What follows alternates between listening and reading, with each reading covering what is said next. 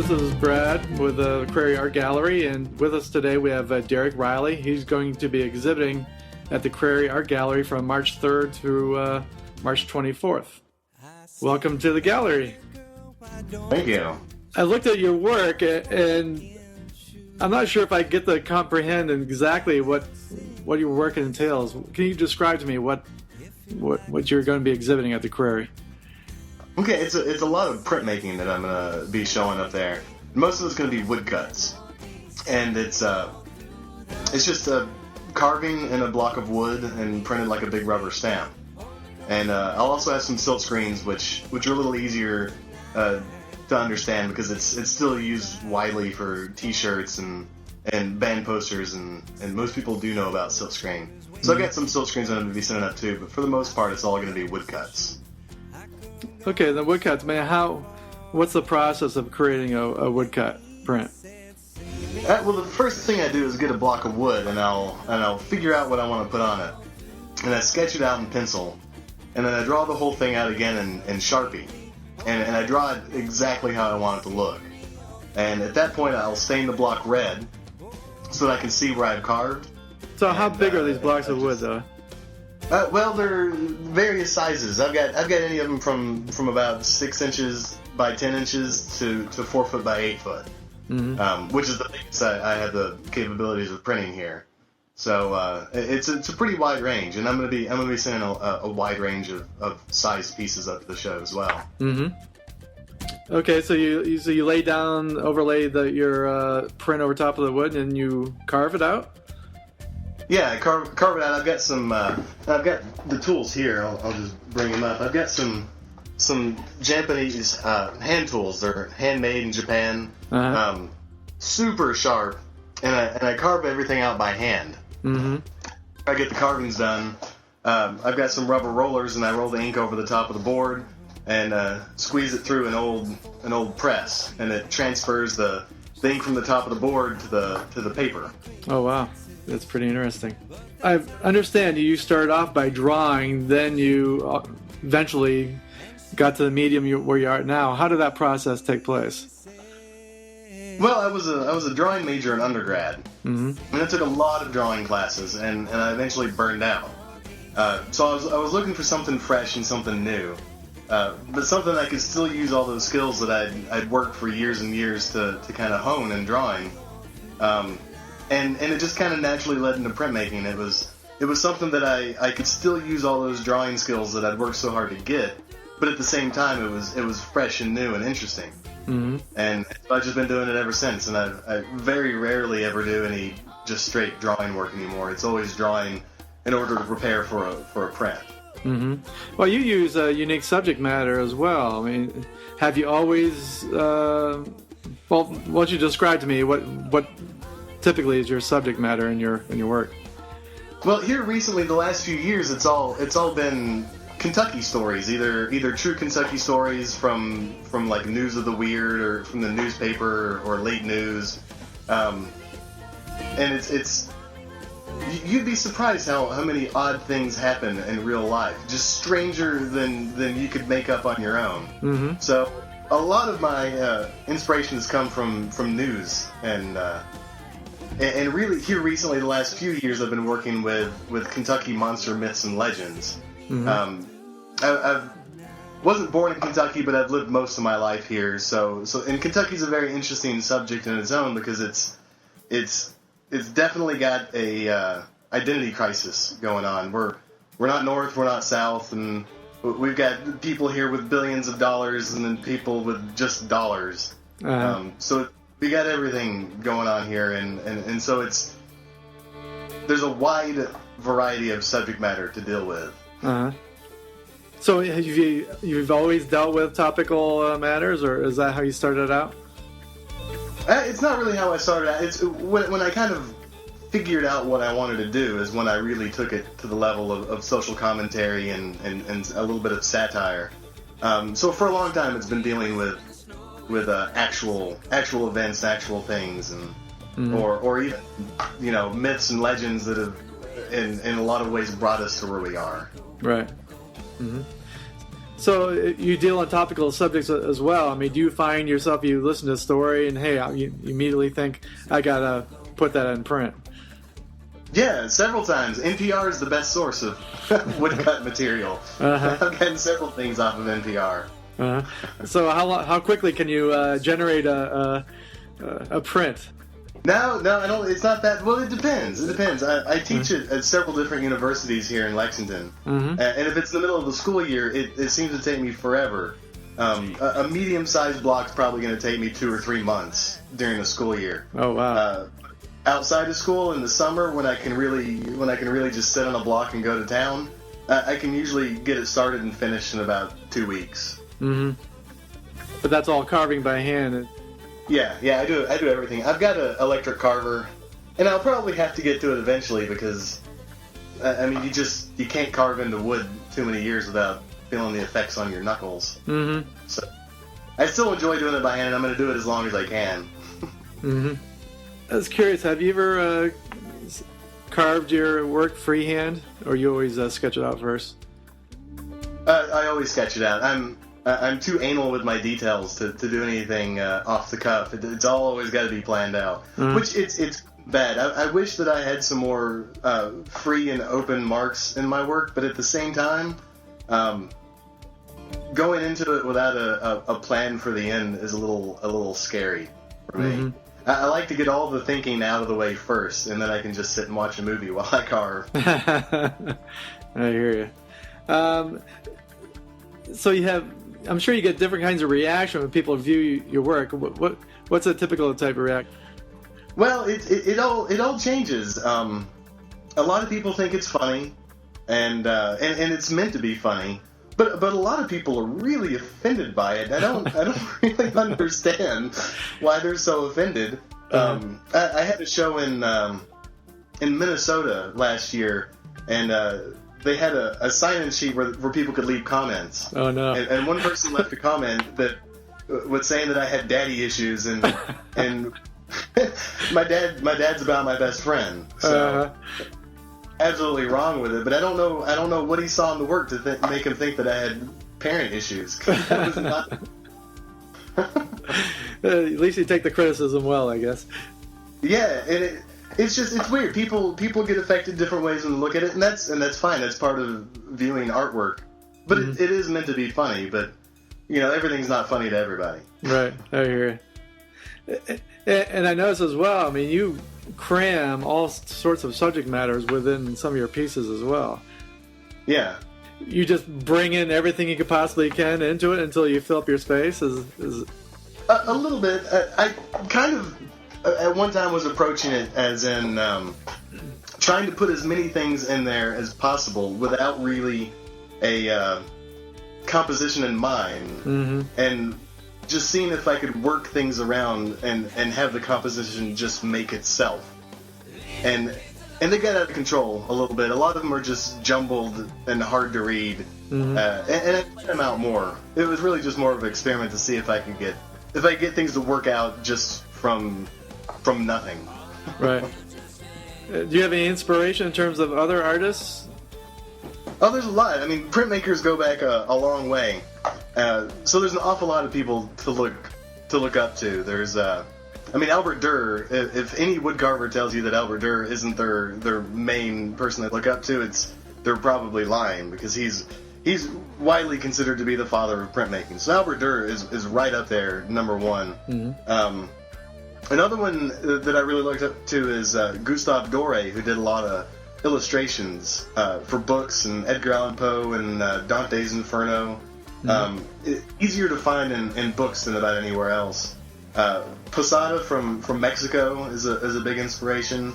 And then there's a lot of contemporary printmakers, people like Bill Fick, who teaches at I believe UNC. I think North Carolina. I'm not positive. It's either North Carolina or Duke. That could be a big mistake. Right. Tom Huck from St. Louis. He's another person to look up to. And really any contemporary printmakers. Cannonball Press up in Brooklyn. They do a lot of things that engage a lot of people who wouldn't be involved in printmaking and kind of bring them in. And, at one time printmaking was a thing that we saw 50 times on a walk down the street, and you don't see it anymore. Everything's digital. Right. So it's good and interesting to see people bringing back, bringing interest in the things that we've lost interest in. Mm-hmm. People that do that, I have a lot of respect for. Do you find that you have more students that are participating in bringing printmaking back? A little bit. It depends on the university. I've got in a lot of programs, printmaking is required for certain majors, mm-hmm. and that sparks a lot of interest. If I can get a student in class, I can get them interested in printmaking. But if you're at a university that printmaking isn't required, it's more of a struggle because they don't have to take it. Right. They can take other things that they've heard of, like ceramics and painting. Mm-hmm. But if I can get them in class, I can get them interested and pumped about it. That's nice. So where would you like to see your work evolve from here? I don't know. It's ever evolving, and I have no idea where it's going to go. Mm-hmm. From one year to the next. And a lot of things kind of happen by accident, and they stumble into these things. I never planned on doing Kentucky Monster Myths and Legends, and I read a book about it, mm-hmm. and then I worked for 3 years making prints about it. So it's a lot just happenstance. Things that just happen, Mm-hmm. I've been with the Crary for about a year now, and every exhibit's quite a bit different, and this is probably one of the more unusual exhibits we're going to be displaying since I've been involved. Especially the size. I mean, we're going to be looking at a number of prints which are going to be 4 by 8 foot mm-hmm. in size, with a lot of content. So I think a lot of people will be interested in, particularly in the imaging, and plus the magnitude of the pieces will be interesting as well. Yeah, I really like working large. It's for being the same method, and you carve everything the same, you draw it the same, and you print it the same. It's a completely different beast whenever you start working on something 4 foot by 8 foot. Mm-hmm. and it's a lot of fun, but it takes a long time. Those block, I'll work on a block the better part of a year for mm-hmm. those. It's a pretty constant struggle and battle, and keeping interested and keeping the work ethic up mm-hmm. is always the hard thing for those. And that seems to be a constant with a number of artists. It does involve a lot of work, and your work certainly displays that as well. Do you have any words of wisdom for other printmakers out there who might be thinking about this as a venture in their life? As in doing printmaking for a long time? Mm-hmm. Sure. Long-term printmaking? Well, really, the best advice you can give any artist, it doesn't even have to be a printmaker, is for every minute that you're not making art, there's people who are passing you. And those people that are passing you are getting closer to their goal of making a living with their art. I see.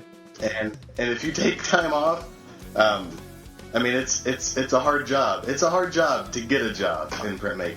Mm-hmm. So you just got to keep your nose down. Mm-hmm. Well, we're certainly looking forward to the opening your exhibit. Again, it's going to be from March 3rd to the 24th. We will be having opening reception on Friday, March 2nd from 6 to 8 p.m. So we look forward to opening your show. Well, thank you. Well, thank you, Derrick. Think I'm better than anyone else. Just try to help you help your... The Kentucky Monster Mash is a 14-piece individual conglomerate of prints that piece together to make one long narrative. I've carved it and drawn them in a way that they can be completely rearranged in almost an unlimited number of different ways, and it still reads as a complete universal narrative. And I didn't really plan it out to be that way. I'd read a book about Kentucky monsters and got kind of inspired and wanted to do some prints about it. So I did a block. I had a list. I'd kept notes, and I had a list of about 15 different stories from all over the state. Are we going to have all these then at the Crary then? Yeah, this is the first time I'm going to show them all together. Okay, good. So I started out. I drew and carved one block, and that's really all I'd planned on ever doing. And I had a list of like 15 monsters, and I only got to about 4 of them. So I wasn't really happy with that. So I decided to do 2, and then I thought, well, if I'm going to do 2 pieces of the same subject matter, I want to make it so they can be rearranged and hung in different combinations and still line up. Mm-hmm. So I drew the second block and it worked fine, but then I was really depressed because then I had 2 blocks and they could only be shown 2 ways. So it really didn't matter if I worked that hard to figure out how to get them to line up. So I decided to do 3, and then I did the third one, and then I realized you could still only show it about 2 different ways. So then I did 4, and then I did 4 more, and then I did 6 more. So I see. You could literally just line them right up, and they just blend continually on. Yeah. They and there's, I mean, it took the better part of about 3 years of planning and carving and printing to get these to line up. Mm-hmm. And get them all done and finished. But and I've never shown them anywhere, so it's going to be interesting to see what they all look like together. I've sold a couple of complete sets of them, but I've never seen them all hanging up together. So to see pictures of it, we'll look forward to that. But I'll go through and kind of name some of my favorites. Kentucky Monster Mash Part 1. There's a character dressed up like Batman with overalls. Mm-hmm. That's based off of a guy named Lightning Jack, who a lot of people believe was actually Jack the Ripper. And at the same time that Jack the Ripper was in London, there was another guy named Lightning Jack that would wear a cape and a mask, and he would always jump out and grab women late at night when they were walking down the street, and they never caught him because he could run really fast and jump really high. And I guess back then that's all it took to get away. Mm-hmm. So at one point, Lightning Jack disappears, and then he shows back up in Louisville, Kentucky.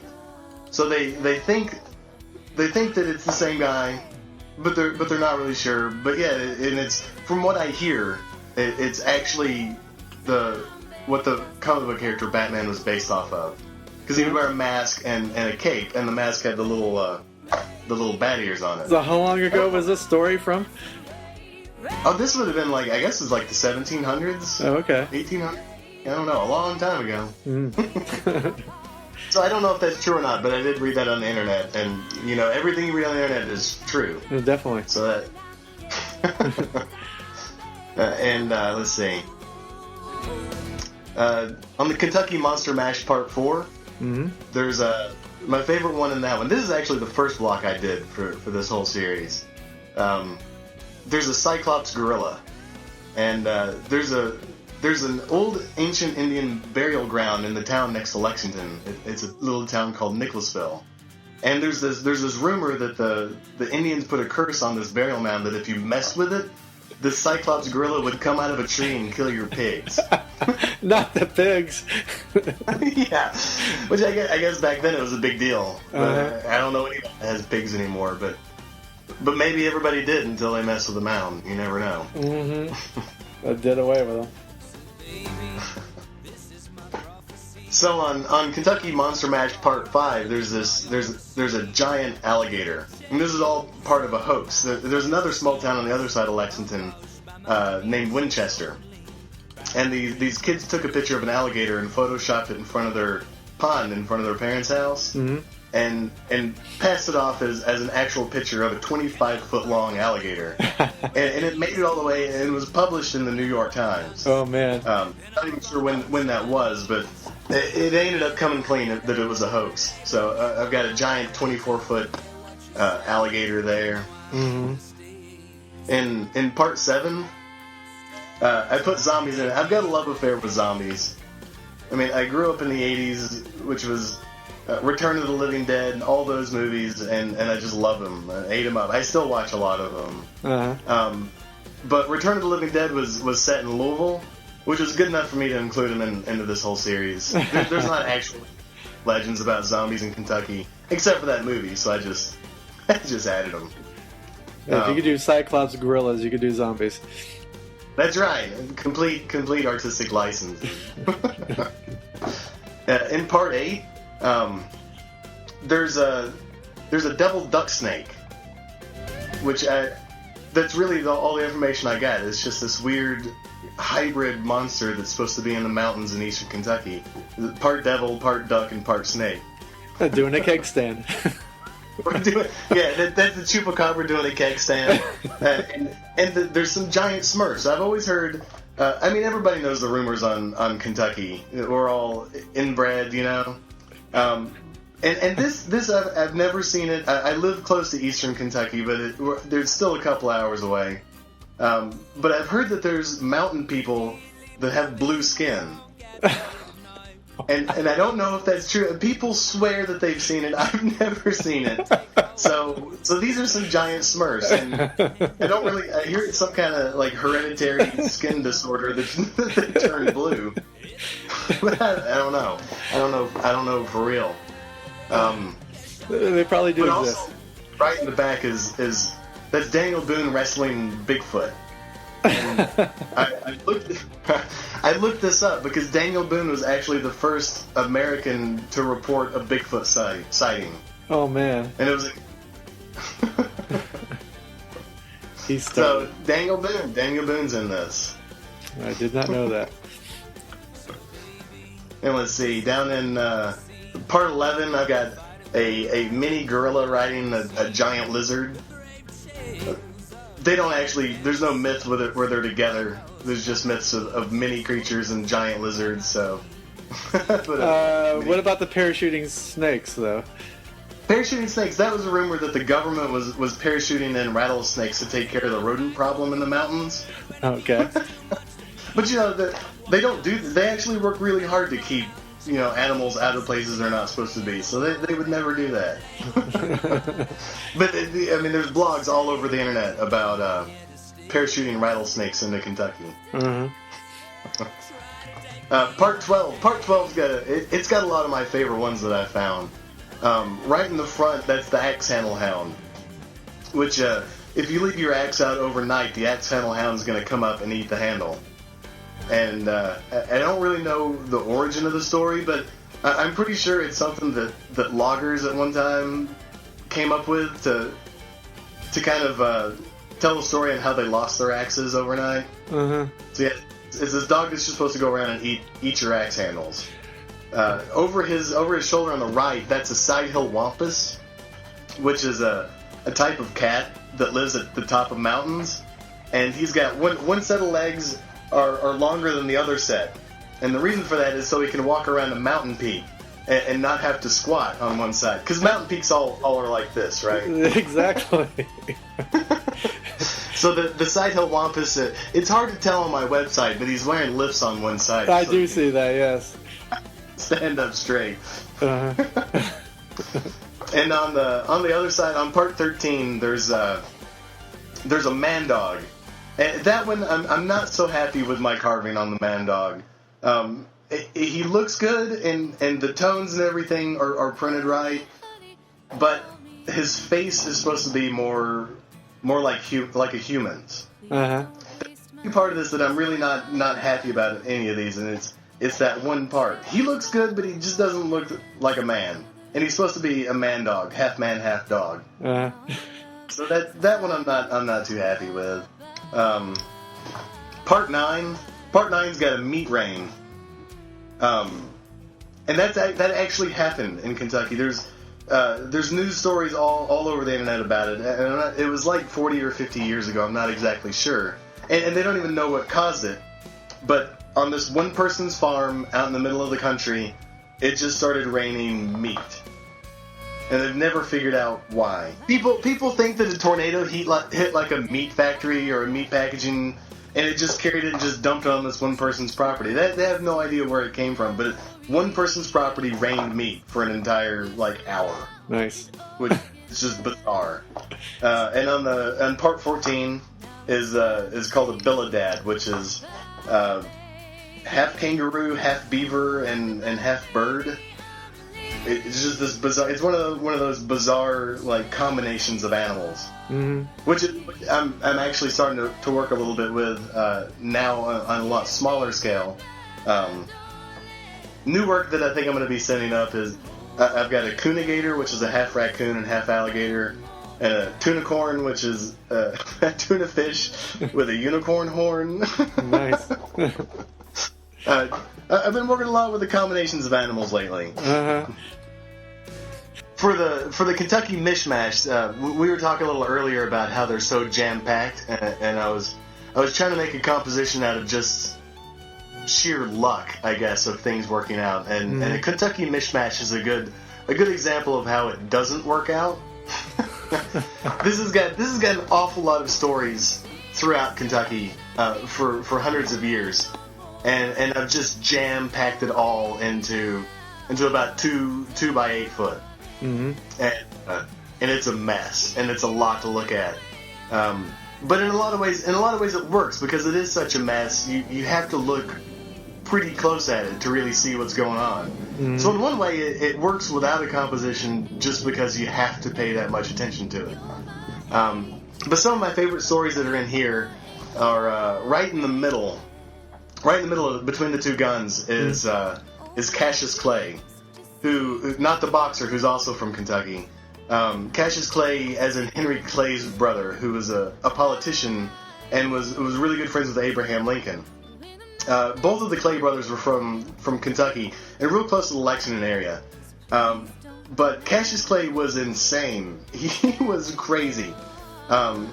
He was completely anti-slavery and would do speeches in Kentucky really trying to work the cause.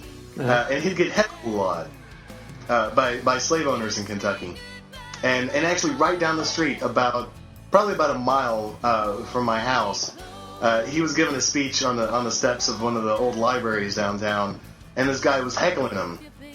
So Cassius Clay pulls out his Bowie knife and jumps off the stage on this guy and cuts his ear, nose, and carves his eye out. Oh man! It's a huge crowd of people, and he's just about to just murder this guy. And his friends had to run up and grab the guy and throw him over the fence to save his life. Uh-huh. And this guy was really good friends with Abraham Lincoln, but Lincoln started to get really worried about having him on his side, because he took things so seriously he was going to kill for it.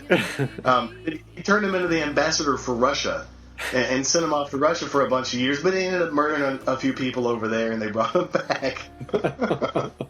Oh man! And then right above Cassius Clay is a bunch of people holding up body parts, and this is one of the more funny stories that I've ran across. It was a doctor that had gotten really sick, and he didn't really talk to his family that much, but his whole family knew he was a doctor and knew he had a lot of money. So when he was on his deathbed, they all would come up and say, "Oh, I would love to have something to remember you by." So, and all of them were doing it. People that hadn't talked to him for 20 years were I just would love to have something to remember you by. So when he died, he left a will and willed each member of the family a piece of his body. And donated all of his money to the surgeon that did the autopsy. So that was a pretty good story. And let's see, what else have we got in here? We got people looking down barrels of shotguns. There's been a few people that have died looking down the barrel to see if it's loaded. Right. Let's see, and kind of close to the top left corner, there's a guy in a glass case, and that's Speedy Atkins, and that's my hometown is Paducah, Kentucky, in western Kentucky, and Speedy is a petrified man, and he was on display for years in Paducah. And even when I was a kid, he was on display. He's not on display anymore. I think they've actually buried him now. But there was a big flood, and Speedy floated away for a little while, and then eventually floated back. Was there a tide in Kentucky? Yeah, back in the same town. He missed it and came back. But there's a lot of tragic stories that I've got here. The bottom with the 2 shot kids and Santa Claus is a story I read about this husband who dressed up like Santa Claus to surprise the family. And came inside, everybody was excited, and somebody had gotten a shotgun for Christmas, so he was just gonna kind of play with it, picked it up, and was playing with it, and shot his wife in the face. So could you imagine the trauma that these kids have grown up with after Santa Claus come in and shoot their mom in front of them on Christmas morning? Just from being an idiot has just scarred these kids, and probably these kids, like kids and grandkids for life. Just awful. Oh man. And up in Kentucky mishmash too. This one I kind of learned my lesson with the first one, and I kind of tried to focus more on the composition and not cramming so many things into it. So let's see. On the left is a story about this woman in the mall here in Lexington that would sneak into Victoria's Secret and get a bunch of underwear and try them all on, but then would just run out of the store wearing them. So she'd come into Victoria's Secret, put on 5 or 6 pairs of panties, and then put on her pants and just walk out. Right. They caught on to her about the 4th or 5th time she did it, and they busted in when she was trying them on, getting ready to steal them, and she just took off running. It took off running through the mall with nothing but her panties on. And over on the right side is a woman that got arrested for a DUI here in Lexington, and she tried to escape whenever they were making her change into the orange jumpsuit. She tried to escape by squirting the policeman in the face with the milk. I mean, and this is just, these are things that you can't make up. I mean, these are stories. None of this is made up. Over between the two is a husband and wife, newlyweds, having a knife fight. This actually happened down the street from my parents' house. I think before I was born, it happened down the street from my parents' house. It was newlyweds that just moved into this house, and they got in a fight about something, and it spilled over into the yard, and they ended up stabbing each other to death on the front yard. They killed each other. Married. It was a pretty serious argument. Oh man. And the only part about this that I don't know if are true in Kentucky or not is the log cabin trailer and the church trailer. But we've got plenty of things that are close enough that I just kind of took some liberties. That's one thing that you see a lot of are trailer parks that people have done like quite a bit of work on their trailers. I haven't seen any log cabins, but I've seen double wide trailers, which is just 2 single wide trailers right next to each other, so they can, or double highs. I've seen them stacked on top of each other. Oh man. So I know those two are going for sure. The duct tape bandit was a guy who would go around and rob gas stations all around this area. But he didn't wear a mask. He'd wrap his face up with duct tape, and they caught him, and put his picture up on the news, and that's what he looks like. In fact, I had this up in a show at the Art League here in Lexington, and somebody came up to me and asked me, "Is that supposed to be the duct tape bandit on both sides?" And I said, "Yeah." And he goes, "Well, I went to high school with the guy. It looks just like him." That's actually been a little bit of a funny thing that I didn't really expect to happen. Making woodcuts based in Kentucky were for people to have that direct of a relationship with the stories that I put on here. Right. So that was pretty interesting to have somebody go to high school with the subject of one of the woodcuts. But he should have bought a print, that's for sure. Yeah, he should have. Behind that, we've got the porn and liquor store. I don't know if they have those anywhere else, but we've got some porn and liquor stores where it's just like the one-stop shop. And we had a school bus driver get in a lot of trouble for stopping at the porn and liquor store on the way home from school. With kids on the bus. with kids on the bus. We had this group of guys that went on a big ATM robbery spree. They would go up and chain their bumper to the front of the ATM machine, and then drive off and gank the front of the machine off and then go and steal all the money. So one time they tried to do it here in town, and it actually ripped the bumper off the back of the truck. With a license plate on it. Freaked out and just drove away. And they got caught pretty quick because they left their license plate on the bumper. Right, yeah. I think I actually heard that story before. Did you? Yeah, a lot of these are coming from a website called fark.com, FARK.com. Yep. And it was actually started by a UK University of Kentucky student. And it's not just focused on Kentucky, although there is a lot of Kentucky stories on there.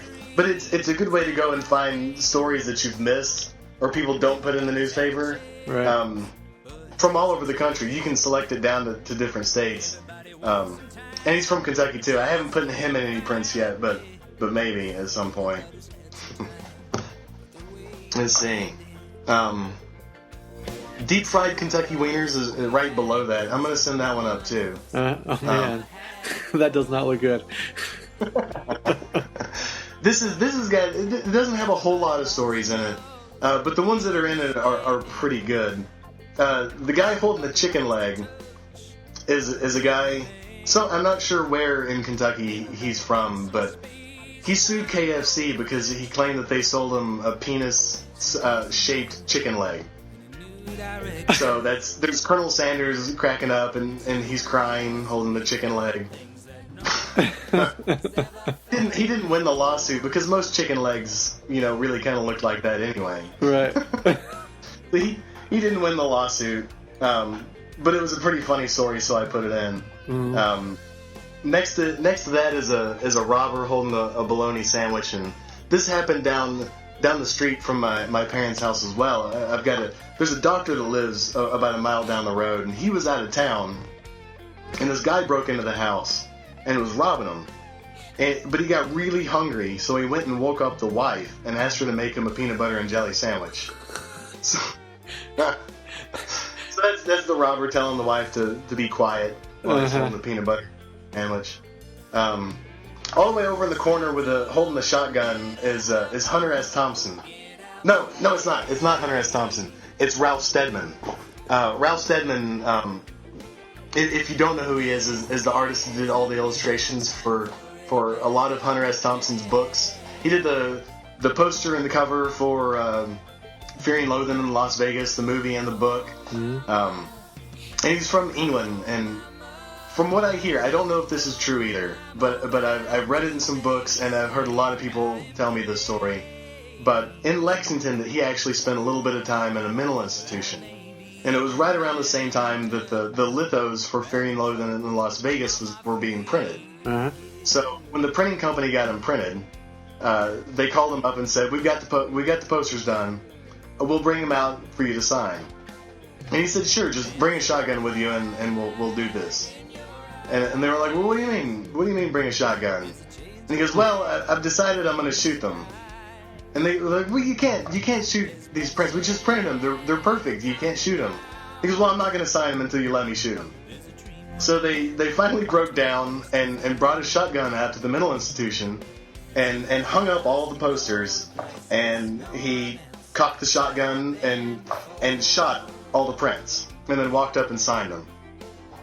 So if the story's true and you actually see any of these prints, mm-hmm. like from this certain edition from Fear and Loathing in Las Vegas, you ought to be able to find little tiny bullet holes in it.